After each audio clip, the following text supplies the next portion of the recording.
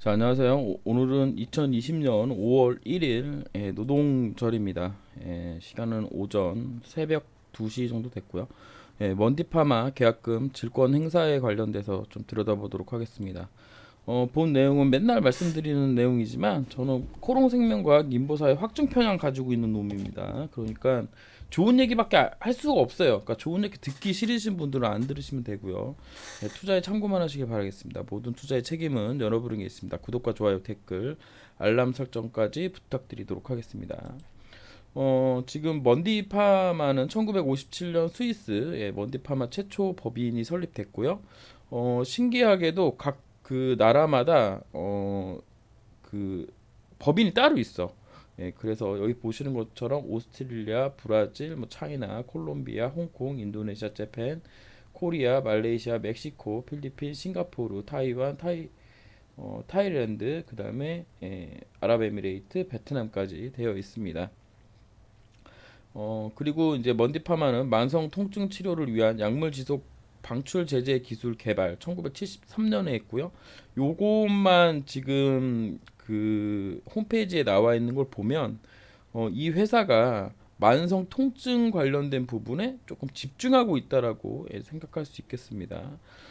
그래서 지금 우리가 이제 그 차이나는 아니고요. 재팬, 그다음에 홍콩, 그다음에 인도네시아, 뭐 필리핀, 말레이시아, 타이완, 베트남, 싱가포르 봤을 때 왜 먼디파마가 동남아시아까지 인보사 수출 계약을 맺었는지에 대해서 알 수 있는 부분이고요. 어, 한국도 지금 먼디파마가 유통 판매하던 중에 지금 현재 멈춰 있는 상황입니다. 호주 관련된 부분도 먼디파마랑 계약을 했죠. 그러니까 먼디파마와 코롱생명과학이 어느 정도 파트너십인지에 대해서는 이 한 면으로 우리가 이제 알 수 있는 내용입니다.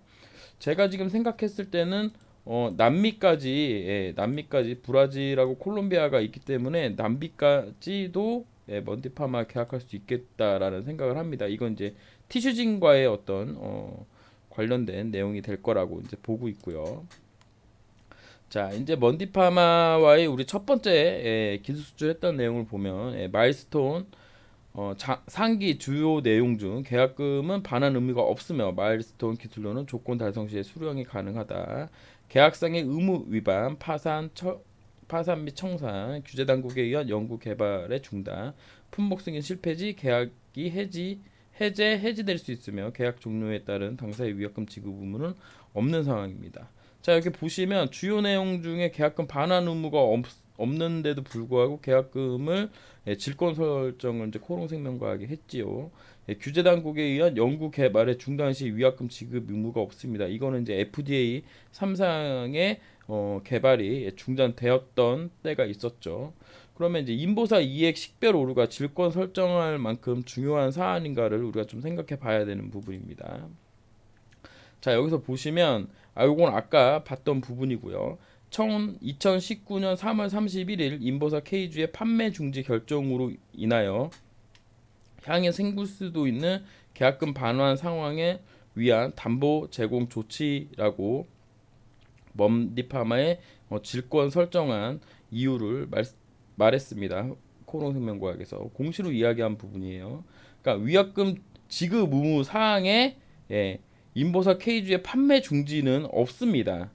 그렇기 때문에 인보사의 기술 수출 계약서 이거 우리는 모르는 거죠. 그 세부 내용에 분명히 한국의 판매는 상당히 중요한 부분이 아니었나라는 생각을 우리가 지금 해볼 수 있는 상황이에요. 뭐 이게 아니다 하더라도 신의 원칙에 의해서 인보사의 판매를 한국에서 맡고 있는 먼디파마 입장에서는 지금 한국에서 판매 중지가 된 사항은 상당히 중대한 상황으로 볼 수 있습니다. 그렇기 때문에 아까 전 화면에서 봤던 것처럼 먼디파마와 전 세계 그러니까 뭐 전 세계 수출 그러니까 미국과 유럽을 제외하고 지금 뭐 베트남이라든지 동남아시아 그다음에 아랍권까지 이런 파트너십을 맺고 있는 코롱생명과학으로서는 신의 원칙을 지킨다는 측면에서도 이 질권 설정은 충분히 해줄 수 있는 상황이 아니었겠느냐라고 생각할 수 있는 부분이에요.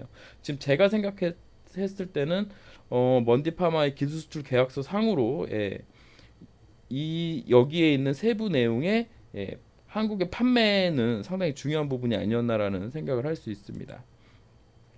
자, 먼디파마가 얼마 전에 이제 카티라이프로 이제 그 계약을 했던 게 이제 한번 제가 동영상으로도 올려드렸던 적이 있는데 먼디파마는 지금 현재 국내 정형외과에서 상당히 큰 영향력을 가지고 있었고 아마 인보사가 판매되면서 더 그 큰 영향력을 발휘할 수 있는 상황이었을 텐데 지금 먼디파마의 사업 방향, 그러니까 카티라이프와 독점 계약을 했다는 것을 봤을 때는 분명히 인보사는 아직도 먼디파마의 중요한 약품입니다. 그러니까 먼디파마가 지금 골관절염 시장에서 지금 독점하려는 그런 충분한 의지를 보이고 있는 상황이기 때문에 아직 인보사가 미국 3상이 재개된 상황에서 본다면 인보사는 상당히 중요한 약품이다라고 볼 수 있겠습니다. 자, 그런 상황에서 오늘 이제 그 의학신문이었던 것 같아요. 이제 거기서 이런 뉴스가 나왔죠. 지난달 6개 조건 중 일부가 충족되면서 이미 먼디파마는 언제든 질권을 수령할 수 있는 상황이었는데 곧바로 권리를 행사하지 않은 이유는 미국 3상을 핵심으로 이제 꼽았다. 그리고 미국 3상 재개에 대한 기대감이 있었던 걸로 풀이됐는데 이번에 이제 했다는 그런 뉴스를 내면서 이런 이제 관련 그 분석글을 내놨는데 최근 이우석 대표 등 임직원에 대한 재판 과정에서 인보사 성분 변경을 과거에도 인지하고 있었다는 메일이 검찰에 의해 공개된 바 있는데 이거는 신의 원칙에 위반한 사실이 밝혀진 경우에 해당할 수도 있다라고 얘기를 하고 있습니다. 근데 이 내용을 우리가 이제 조금 더 자세하게 그러니까 조금 더 심도 있게 한 번 더 생각을 해보면 미쓰비시랑 지금 기술 수출에 이제 소송 중인데 이 소송 중이었던 미쓰비시도 이액이 바뀌었다는 내용을 몰랐어요. 자, 그러면 미쓰비시에 자료 줄 때 코롱생명과학이 자료를 다 줬습니다. 그래서 얘네가 그 자료에서 찾아내 가지고 결국에는 문제가 터진 거였는데 그럼 먼디에게도 미쓰비시에 줬던 것과 똑같은 자료를 줬을 거라고 생각하는 게 좀 더 합리적인 상황이죠. 그런 합리적인 상황에서 봤을 때도 먼디에서 이 이액 관련된 부분이 그 293 세포였다라는 걸 이 분들도 먼디에서도 파악하지 못했다라고 생각할 수 있는 부분입니다. 그렇기 때문에 이제 계약서 상에 이제 엄청나게 이제 문제가 있다고 또 볼 수 있는 부분이고요.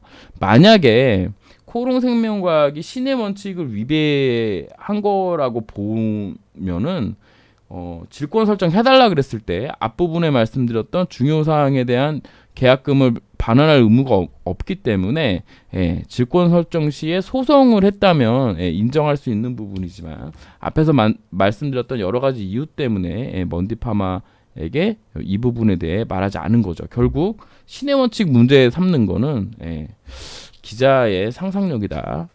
뭐 상상력이라기보다는 뭐 이렇게 쓸 수도 있겠죠라고 생각할 수 있습니다.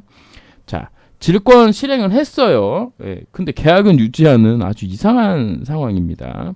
그럼 이렇게 본다 그러면 이게 어떤 상황이냐? 아까 이제 앞에서 말씀드렸던 거를 이제 종합적으로 본다 그러면 먼디파마는 일단 인보사는 아직 중요한 약품이에요. 그다음에 계약서 상에 분명히 한국 판매는 상당히 중요한 그 역할을 했을 거라고 생각하고요. 코롱생명과학 입장에서는 먼디파마는 상당히 중요한 파트너 회사이기 때문에 먼디도 중요하고 코롱생명과학도 중요한 사항인데 계약상에 문제가 있다라는 부분을 우리가 또 캐치할 수 있고 또 다시 본다 그러면 먼디에 보낸 자료에 분명히 293 세포라고 쓰여 있는 게 있을 거기 때문에 이거 앞에서 얘기했던 한국 판매 중지 사항하고 그다음에 이액이 293 세포인 게 들어가 있는 채로 지금 있는 그 상태로 계약을 계속 유지하는 것 자체는 좀 매우 먼디나 코롱생명과학 입장에서는 좀 문제가 될 수 있다. 나중에 계약 관계에 관련돼서 뭔가 또 다른 트러블이 나왔을 때는 분명히 문제가 될 수 있는 부분입니다. 그렇기 때문에 계약서를 이제 다시 써야 되는 상황인 거죠. 그러면 우리가 이제 그냥 간단하게 보는 거죠. 간단하게 보면 지금 갑을 관계가 어떻게 됐느냐. 갑을 관계가 결국 바뀌었습니다. 먼디파마는 계약을 해지해도 상관이 없는 상황이죠. 그냥 계약금 돌려받고 안 해버리면 되는 상황이지만 아까도 말씀드렸다시피 먼디는 세계 시장에서 그 골관절염 치료제의 어떤 독점을 생각한다 그러면 매우 중요한 거고 코롱생명과학은 말할 것도 없고요. 대신에 먼디는 좀 더 낮은 가격에 인보사를 인수할 수 있는 가능성이 생긴 상황이에요. 그래서 전체 수출 금액의 조정이 예상되는 분위기입니다. 그럼 이렇게 봤을 때 기존에 300억을 계약금으로 준 부분을 바꾸지 않으면 계약서를 다시 쓸 수 없는 상황이기 때문에 아예 이 돈 돌려받고 계약서 다시 쓰고 계약 내용에 관련된 부분으로 다시 계약금 지급하는 형식으로 분명히 되지 않을까라는 생각을 하고 있어요. 그러니까 계약 내용에 그러니까 한마디로 말씀드리면 계약 내용에 중요 사항이 변경되어 있는 상황입니다.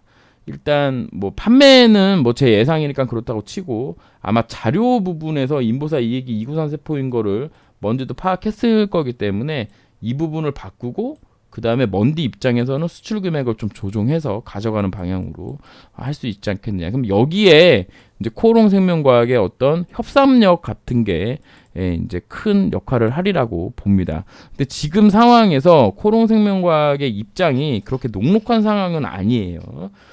그렇기 때문에 더 큰 금액을 받는다. 라는 건 조금 예상하기는 좀 힘들지 않겠느냐라고 이제 볼 수 있겠고 어느 정도까지 인정해 주느냐. 제가 생각했을 때 한 80% 정도 선에서 마무리를 했으면 좋겠습니다. 그래서 300억 계약금이면 한 240억, 한 700억, 7천억 정도 됐으면 전체 금액은 한 7, 8에 56이니까 5,600억 정도로. 그래서 이제 예전에 미쓰비시와 했던 비슷한 수준 정도에서 계약이 되지 않겠느냐라는 저의 내피셜을 이제 말씀드리고 기본적으로 악재는 맞아요. 기본적으로 악재는 맞습니다. 안 돌려줘야 되는 걸로 생각했던 걸 돌려줬기 때문에 악재로 되는 건 맞지만 다시 그러니까 이게 어떤 거냐면 돌려주고 나서 계약을 새롭게 못하면 문제가 크겠죠. 그래서 다시 계약을 못한다면 다시 계약을 한다는 보장이 없는 상황이에요. 지금 현재로. 단 제가 앞에서 얘기했던 여러 논고들에 따르면 기술수출 계약을 다시 할 가능성이 높지 않겠느냐라고 보고 있습니다. 그럼 만약에 다시 하게 된다 그러면 그냥 뭐 사라지는 악재가 될 것이고요. 그렇게 된다 그러면 이게 다시 계약하는 걸 다시 한번 생각해 보면 일본 애로 돼서 지금 진행하던 게 아마 멈춰 있을 거예요. 이 사태 때문에. 대신에 이거를 다시 수출 계약을 한다 그러면 이제 이게 진행되는 거기 때문에 될 거라고 보고 있습니다. 뭐 요거 관련돼서도 제가 가지고 있는 내피셜이 있기는 하지만 그런 부분은 나중에 또 말씀드릴 기회가 있다면 말씀드리도록 하겠습니다. 네, 오늘 동영상은 여기까지고요. 내일 주식시장이 열리는지 모르겠네요. 그러니까 오늘 5월 1일 주식시장이 열리는지 모르겠습니다. 여러분 오늘 즐거운 하루 보내시고요. 오늘 동영상은 여기까지 하도록 하겠습니다. 감사합니다.